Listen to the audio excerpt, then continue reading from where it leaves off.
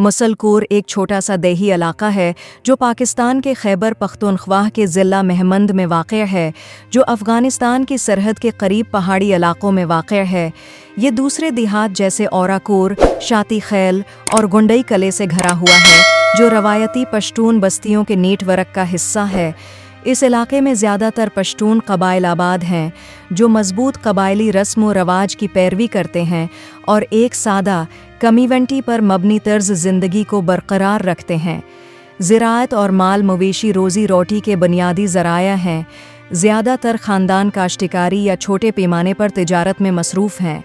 कबायली पट्टी और दरा खैबर से क़रबत की वजह से ये ख़ुता सक़ाफ़ती और तारीख़ी अहमियत का हामिल है। दौर दराज होने के बावजूद मुसल कोर पश्तून लोगों की लचक और रवायात की इक्कासी करता है।